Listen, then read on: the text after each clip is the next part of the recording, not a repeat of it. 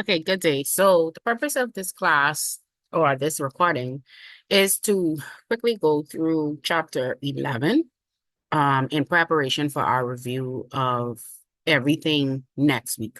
And so this video is meant to go through the main parts of chapter 11 just to give you an understanding in replace of the class that we're missing today, which is the 14th of November.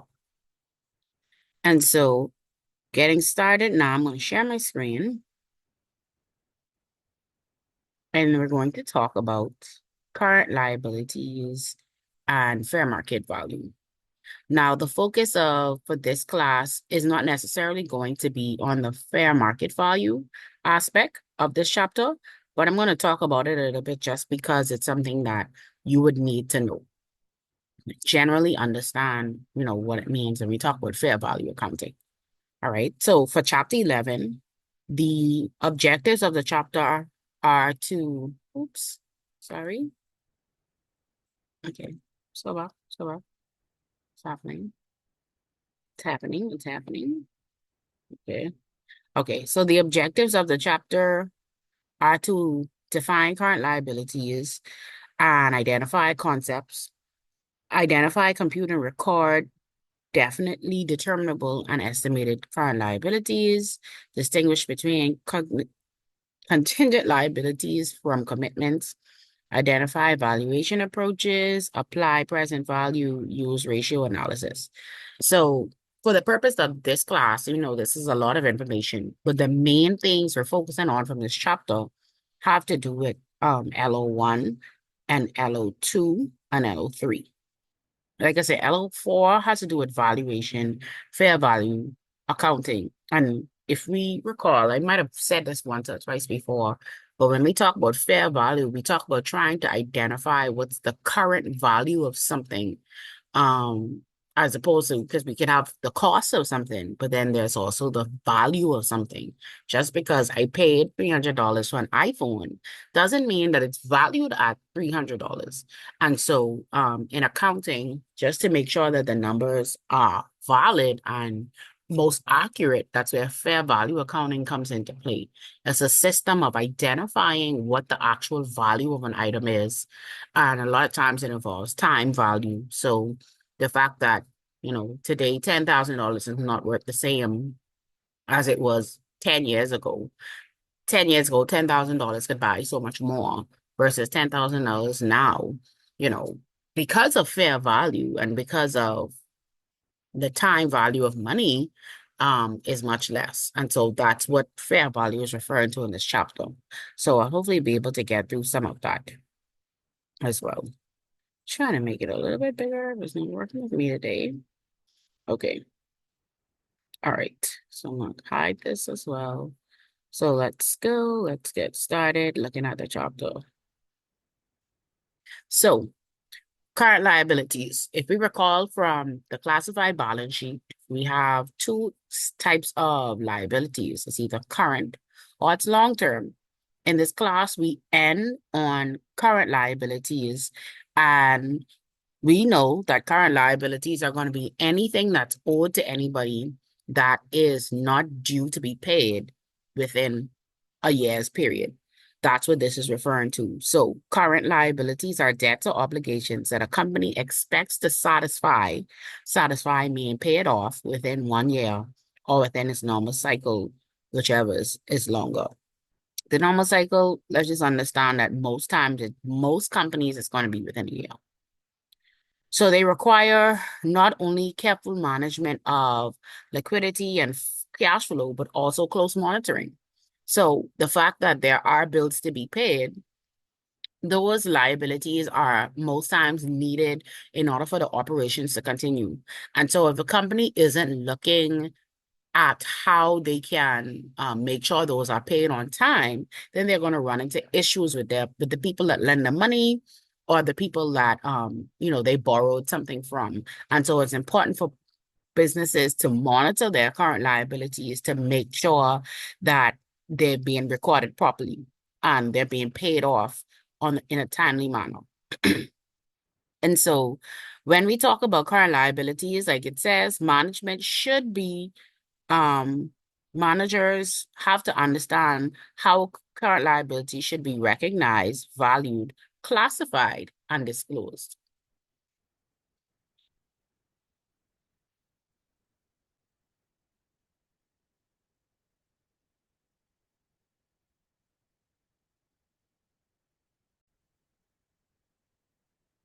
Okay. And so these are just different things. We're going to go through each of them just so you understand what they mean. When they talk about recognition, they talk about how important it is to record a liability. Recognition, RECO, normally goes along with recording. And so liabilities, you have to know what liabilities the company has. And so that's why it's important to record it. Failure to record a liability often goes along with failure to record an expense. And so just like with double entry accounting, there are two sides. One side is, in this case, is going to be a liability. The next side is going to be an expense. Just like with revenue, revenue normally goes along with accounts receivable. And that's, of course, if cash is not involved. And so when you fail to record or recognize a liability, then that leads to your liabilities being incorrect and your expenses being correct. And so it's important for companies to understand that if they want to have a true understanding of their profit or loss, because you have to record those expenses. And so to not record something like a liability would go against a lot of the principles in accounting, in making sure that the information that people have is useful, making sure that it's fully disclosed, all of these other things. And liabilities is one of those areas where it's easy to not to kind of misstate the financial statements or have an error, because persons oftentimes they love to show how much money somebody owes the company, but a lot of times they don't like to show the extra expenses or the extra amounts that they owe to somebody else. And so this is a very big area um to pay attention to when people like auditors are looking at the financial statements, because if you're trying to get away with making your financial statements look better, not recording a liability and an expense is oftentimes what persons would want to do. Okay. When they talk about recording, we talk about making those adjusting entries. So if we recall from chapter 3, adjusting entry is when we had to accrue, we were most times accruing liabilities and expenses. That's how we know they go together. And so that's why we make those adjusting entries to accrue those liabilities. And so accrued liabilities normally include like salaries payable, interest payable, anything with the word accrued, anything with the word payable. When a company doesn't really know what it is, what they can do is they have to estimate it. And so it's going to be estimated. So things like taxes payable or just anything that we know we have to pay, but not sure of the amount. Once there has been an expense occurred that happened, we have to record it. And so in those cases, it would be recognized. When we have future transactions, however, we know that they don't have to be recognized or recorded because, again, it has to follow some type of principle. If my grass was never cut, but it's supposed to be cut, I can't record it as an expense because nothing of value actually happened for the business. And so they have to pay attention to recording things that need to be recorded and not just because I I need to pay something, I record it. No. If you the person did something or they gave you money that requires you to pay it back as of today's date, then today you should be recording that. And so that's the principle of recognition. With valuation, like it says on the balance sheet, a liability is generally valued at the amount of money needed to pay the debt or reported at its fair market value of the goods or services to be delivered.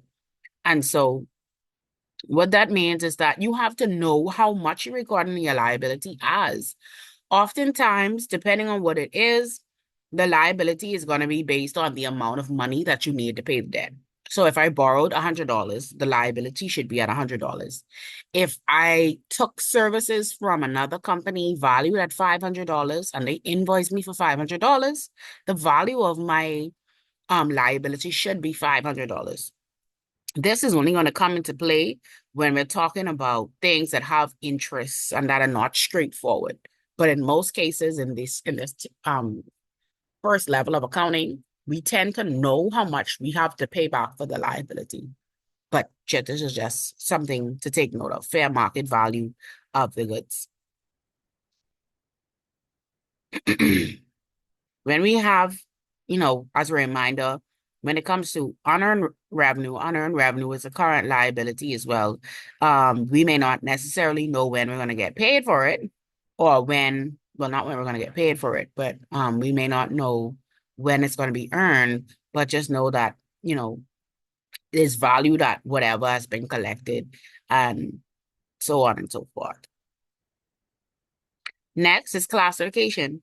As discussed earlier, current liabilities are due within the next year or within the operating cycle and is normally paid out of current assets or cash generated by operations.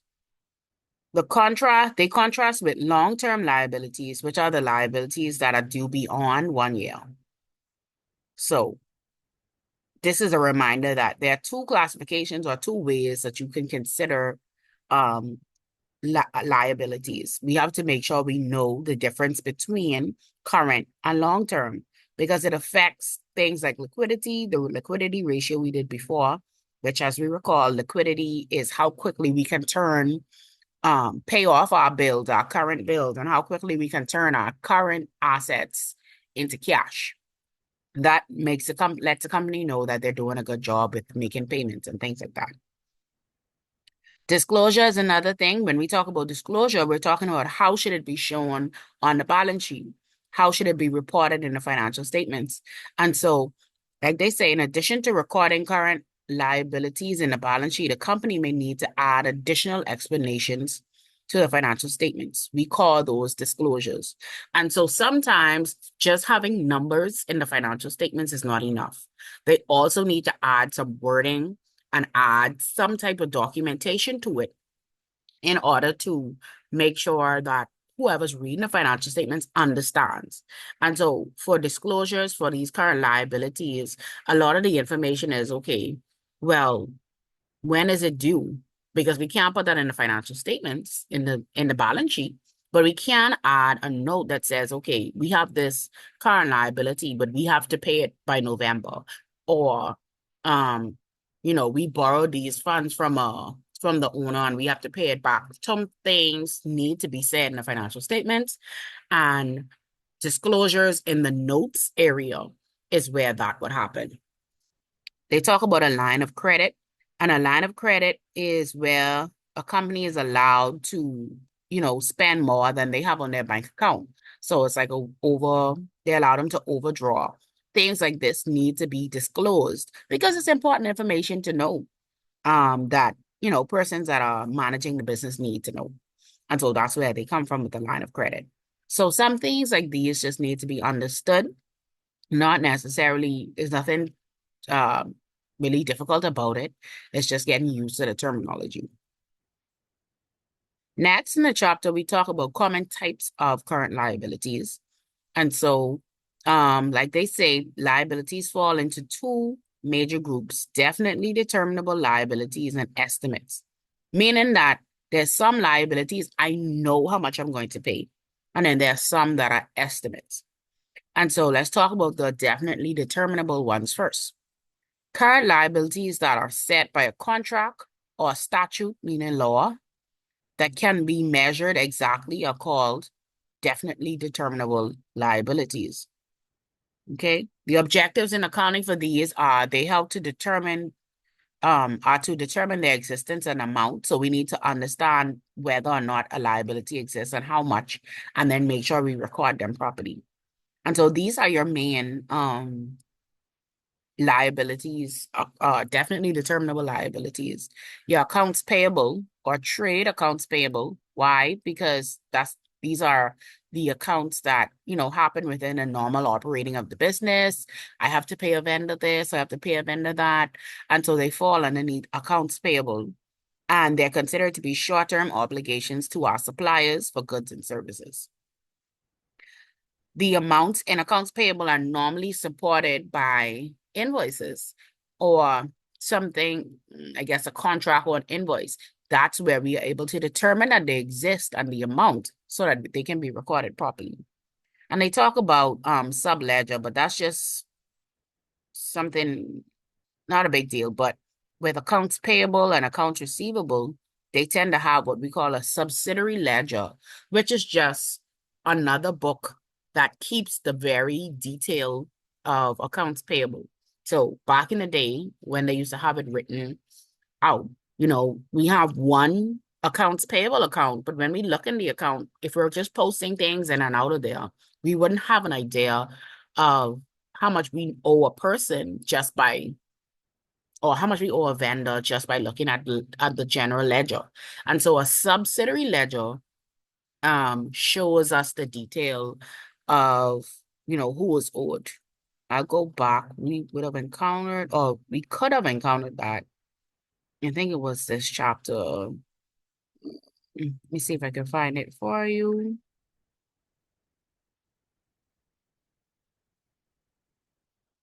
Okay. I'm looking at was it chapter 6? Let me see. Okay, so this is it here. No, this talks about it here. Journals. Looking for the subledger. Oh, they talk about special purposes journals here. But um, hmm, there's accounts receivable. Okay, so for example, okay, this is an accounts receivable subledger. This is an example of it.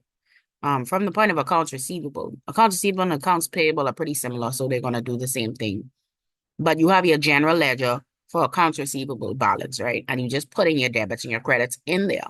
But if I needed to know how much I owed one of these people, I can't look in the accounts receivable general ledger for it. I have to look in a subledger. And the subledger is going to be broken down with the name of every customer or a vendor, and then the specific transactions for those particular vendors are there. And so that allows you to come in and just see, okay, what is the balance I owe to Eugene Cumberland? So that's a receivable. So Eugene Cumberland owes me 335. That represents a part of this balance that's here. And so it's just a way of back in the day, being able to separate and see all the transactions for a particular vendor or customer. Nowadays, the accounting systems we have do that for us, so that makes it much easier. But that's just what they refer to when they talk about a subledger. Okay. And so back here, they talk about the accounts payable subledger where we're recording things. This is what you're familiar with. The note payable, just like we talked about previously with the notes receivable, is a payable that is formed by a promissory note, so a promise to pay. Somebody lent the business money, and so we agree that we need to pay back within a certain period of time, and a lot of times there's interest involved. This area is very important for the exam because you need to understand how to record those transactions. And so like they say, interest rate is usually showed on the face of the note. The face of the note is just going to be the details of the note itself. So this is an example of what a promissory note can look like. Um, it was started or it was borrowed on January 1st, 2013. It's payable in 60 days, the amount of 16,000 at 3%. These are key information you need to know. So the maturity, the date that the loan was developed or the promissory note was created. The who, I guess that was supposed to be, this is who it's for, the number of, or the payback period, the maturity period. Yeah, sorry, the payback period, the amount, which is the face value of the note or the principal of the note, and then the interest that has to be paid. You need to know this information as it relates to notes. Now, we have transactions that we're going to do. Somebody gave us this note and we have to pay it back. And so it says we borrowed 16,000 from the bank and signed a 60-day 3% promissory note, meaning that we borrowed 16,000 from the bank. We have 60 days to pay it back, and we have to pay it back at a rate of 3%. Okay. We have to record an entry at this point because it's now a liability that I know I have to pay within 60 days. That's within a year's period. So therefore, it is now a current liability. When I come to the entry itself, I'm receiving the $16,000 because if it's a note, that means I have to pay somebody back. So they have to give me $16,000.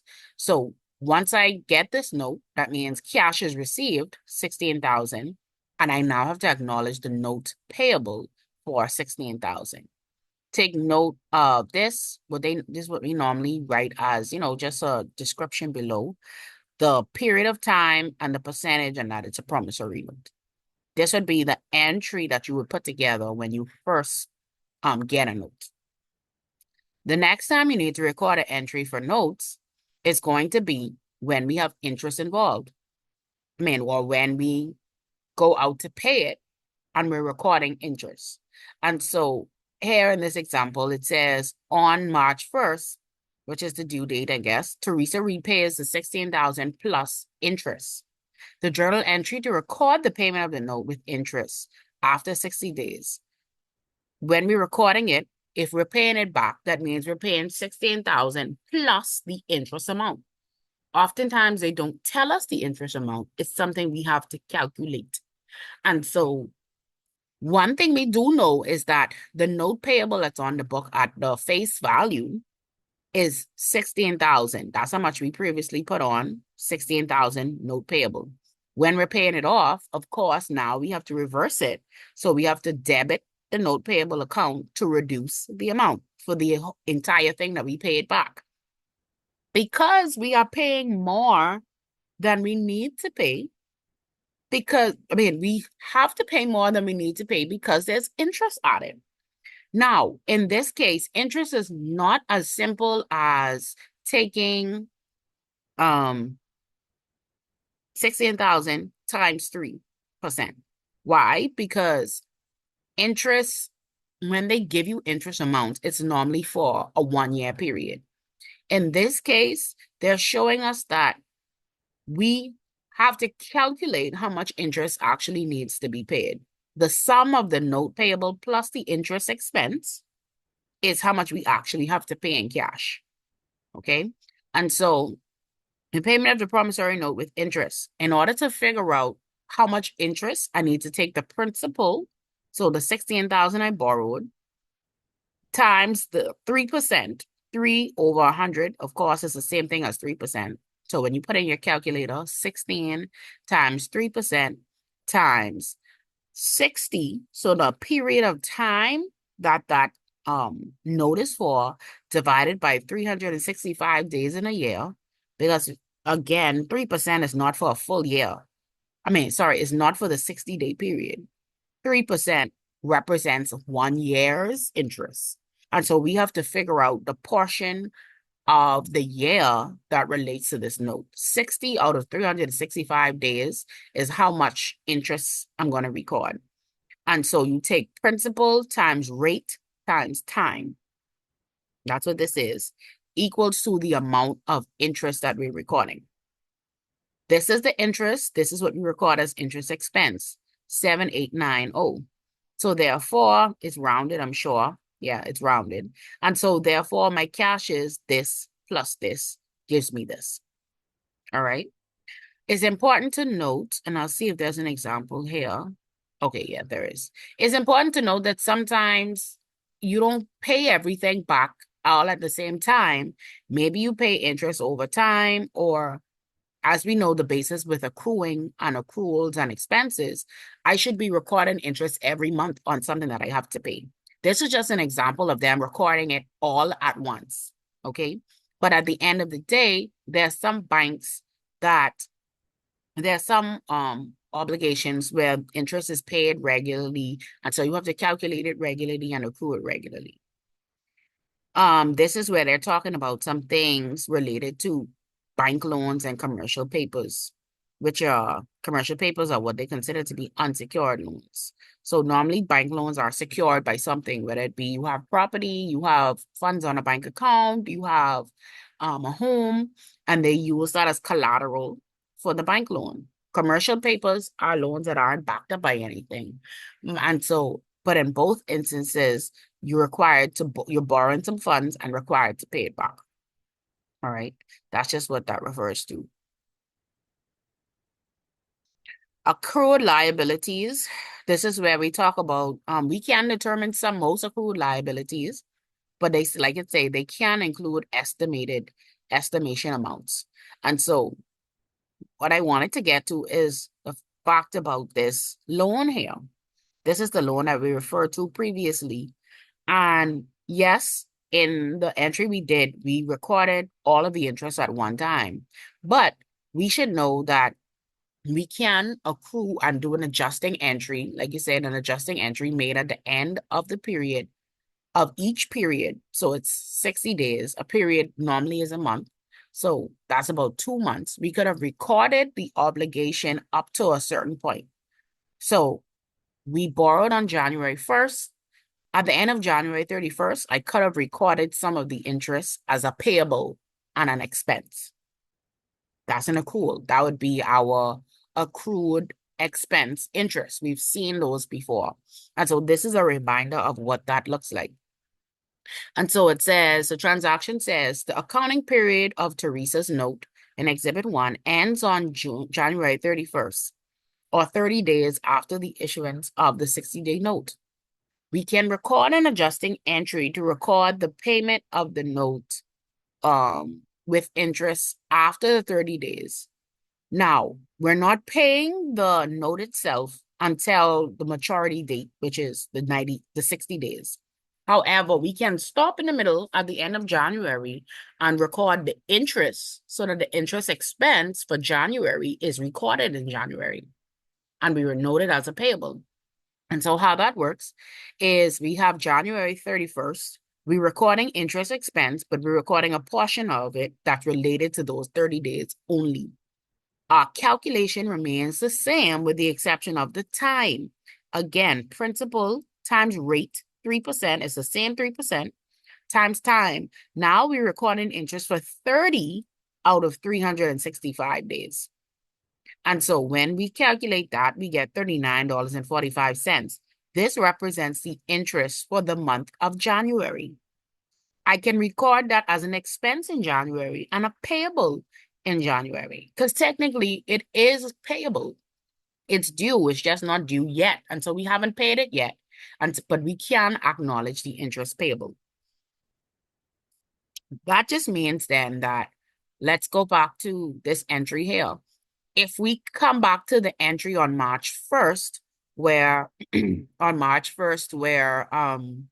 actually paid the actual amount, there would be a difference here now because I cannot record, if I record some of it in January, I can't record all of this to interest expense because in January, I would have put some of it there already.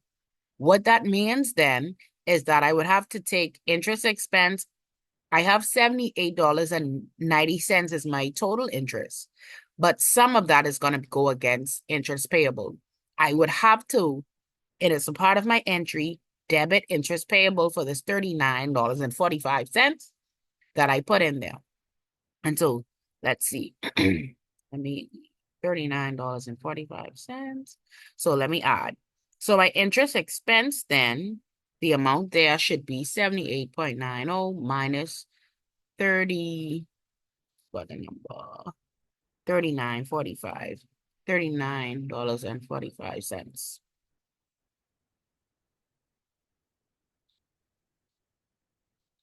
And so my interest expense itself would not, if I go back, it wouldn't be the 78.90 at the time. It would be the difference between this. So that would be 78.9 minus 39.45. That means my interest expense itself would be 39.45. That's the difference between the two. Interest expense would be 39.45. And then I would also have to add, and I'm adding it to the top because my debits and credits making sense. Interest payable would be the 39.45 that, I would be taken out that I put in. 39.45. It happens to be the same number just because 30 days to 60 days is half and half. So therefore it's divided in half. But if I was to go back and record this after I've done the payable account, then I need to reverse the payable account and only record interest expense of the difference between the 78.90 and the payable amount the expense I've already recorded. So the expense I recorded in January is subtracted from the calculated total interest, and that goes against interest payable, and the difference goes against interest expense. This you have to know for your exam. Okay. Other forms of current liabilities that are clearly determinable are your dividends payable. And so that's just referring to dividends are the company makes a certain amount of net income and they decide to give their owners back some funds. Normally they say how much funds are going back to the owner. So they say, okay, we're declaring dividends of $100,000. That means we owe our shareholders or the owners $100,000. We can record that as a liability. Sales and excise taxes payable, those are your taxes to the government. Oftentimes, you know how much you're supposed to pay the government, whether it be a percentage of something or, it's a certain fee. And so once that, you have to pay that. Let's say it's now November. Let's say in November, I have to pay VAT. VAT is a tax as well. So let's say I have to pay VAT, and I know VAT is 10% of my sales. At the end of November, if my sales are $100,000, 10% of that is how much I owe to the government. So I owe them $10,000 and I can record it as a payable. Now, it's not that simple of a calculation, but it's just using it as an example. And so once you know how the tax is created, then you can actually record the payable, whether it be every month, every year or so. And so to record those excise taxes, what they do is normally, this is what they're saying that you can do when you're recording something like a sales tax, which is a percentage of your sales is going to be is a tax. What they do is at the time you're recording the sale, you record the payable at the same time. So let's say this was VAT, or let's say this was VAT. They recorded the sales price of whatever I'm selling was $200, right? 20% or 10% of it is VAT. This excise tax payable, I would record VAT tax payable at the $20. And therefore, that means I would have collected $220 if this was VAT. And so this is showing the same thing. We have a sale. At every sale, they're recording, I guess this is 5% sales tax and 10% excise tax. That means that they're going to collect $230 from the customer. What we collect from the customer once we're charging taxes and things like that is not what we record as a sale amount, because sales should not include the value of taxes. It should only include the selling price minus any taxes. So therefore, the taxes are normally recorded as a payable. That's what this is showing. Okay. No, generally. Then we have another car liability is we call it current portion of long-term debt. If I have a 5-year loan, at some point or within the year, there's going to be a portion of that loan that I have to pay within a year. If I go to the bank and, I get a mortgage, I have to pay my mortgage every month. So that means there are 12 payments each year that I need to pay. That portion we consider to be current. And then the rest of it we put in long term. So that's what that is referring to there. We also have payroll liabilities that can be recorded. We know that, some of our payroll liabilities are going to be the fact that if I get paid the last day of the year is Monday, but I get paid on a Friday, there's some payroll stuff that needs to be accrued. We've done this before as well. They consider it to be a part of the payroll liability section that we record separately, like I said, from accounts payable. And so things like payments being a few days behind, or things like national insurance, or things that are deducted from person's salaries, those sit in liabilities until they're paid out where they need to go. So if you have a loan deduction, it's going to be taken out of your salary and put to a liability account. And then when they write the check to come to a bank or somewhere to pay the loan, then it comes off from the liability section. Those are payroll liabilities. And so, they have that documented there as well. They talk about the fact that we have people that are employees, so they're paid a wage by or salary. And then they have people that are independent contractors. That's a definition difference that they do. These are people that work for a fee. That tells the difference between what you need to pay NIB for or not as well, FYI. But when it comes to this textbook, they talk a lot about government things. They talk about the fact that you could have your, where is it? Your gross pay, then you have your salary deductions, your tax deductions, and then you have a take-home pay that is payable to the employee as the employee liability. The take-home pay is a part of your salaries payable that you need to pay, but in a company that has to pay all of these different stuff, they're going to have different accounts to keep track of how much they've collected out of salary for each of these items and then to show when they make the payment. All right. And so we don't test much on this just because it's not that relevant to us, but just know that you need to know some of this information. You could make sure you understand or read through it just in case you get a multiple choice question on it. When it comes to recording payroll and related taxes, this is an example here. It says on February 15th, wages for the employees total 65,000, and then they withheld these amounts, meaning that, they holding these to be paid somewhere else, not to the employee. So paid to the government, the taxes, paid to whoever the medical insurance person is, paid to whoever the pension person is. And so this is a gigantic entry. Don't get too flustered with it. We have the expense, which is 65,000. And then we have all of these things that we need to pay out. But the wages payable amount should only be the take-home pay. So if I have, let's say I'm supposed to be paid 65,000 and I have a loan of $5,000 and I have pension and medical expense of 10,000. My wages payable is not going to be 65. My wages payable is going to be 65 minus my insurance premium payable, minus my pension payable, minus my national insurance payable. Wages payable should be the difference and the amount that the employee is actually going to get, right?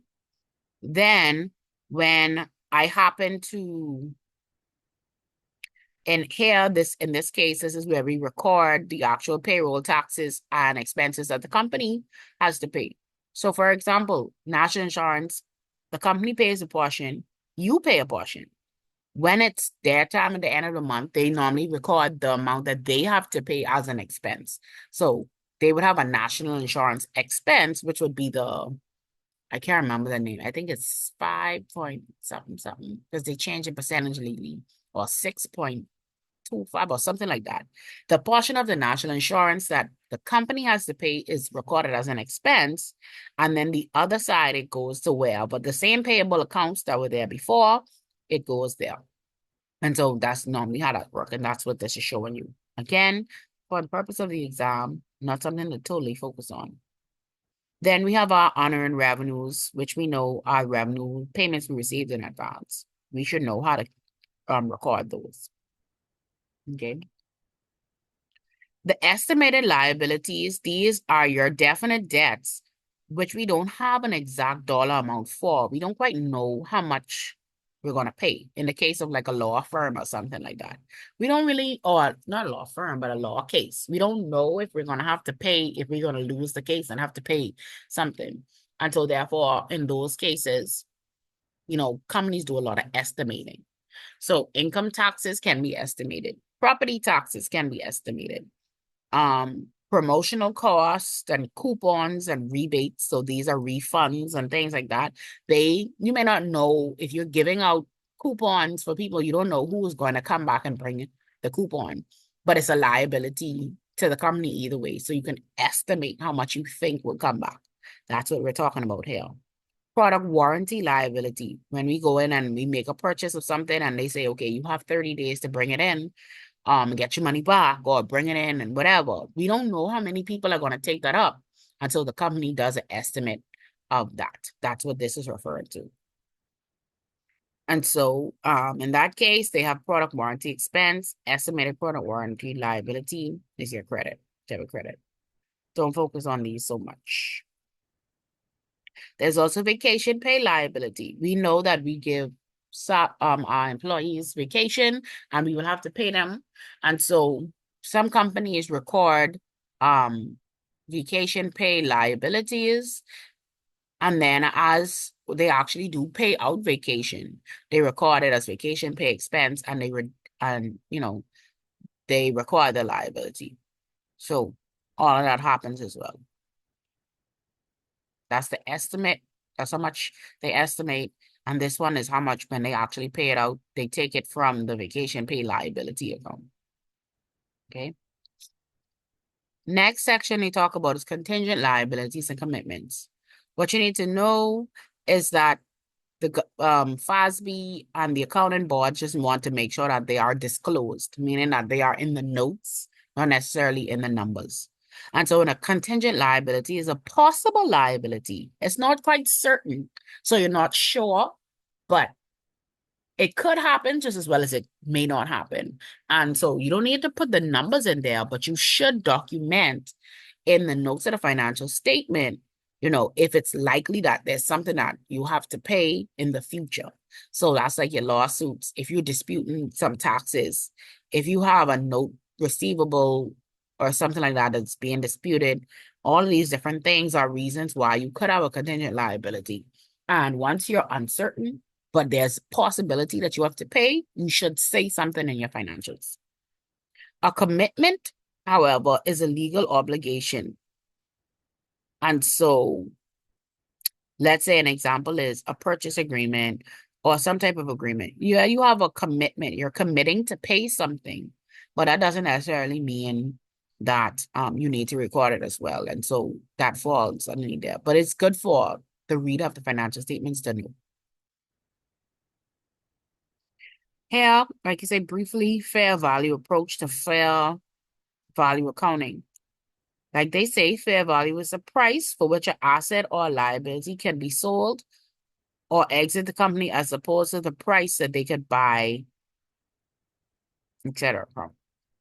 I will post a video separately on this, but it'll just be for the purpose of understanding. Fair value accounting can be very tricky because it requires a lot of estimates, a lot of time value. You'll see that there's different approaches to it. The time value of money refers to the cost of holding money over time. Has to do a lot with interest rates, simple interest, compound interest, future value, using these different tables and things like that. Simple interest, compound interest, some things you would have seen in math classes using certain tables and whatnot. We do not focus on that as much in this class, but it's just important to know, have an idea of things like that. These words, present value, the amount that must be invested today, etc. Future value, how much that amount that I invest today is worth in the future. These type of things, yeah, you're not going to be tested heavily on this, but it's a part of the chapter. And so, yes, that's the only reason why I'm talking about it. When we look at the current liabilities and the financial statements, similar to what we looked at with receivables, liabilities can be shown current liabilities as accrued liabilities, other current liabilities, accounts payable. All of these fall underneath the current liability section. Accrued liability is, and just about every liability is in some way, form, or shape linked to accrued expenses. Expenses that are being recorded. All right. So whenever you see the word accrued, know that this is a liability account. When we talk about liabilities as well, it's important to know that you can have certain ratios with those as well. the working that involve our current liabilities. We've seen it before, working capital ratio. We have the current ratio as well. So they use current liability information in order to help the company to understand some things.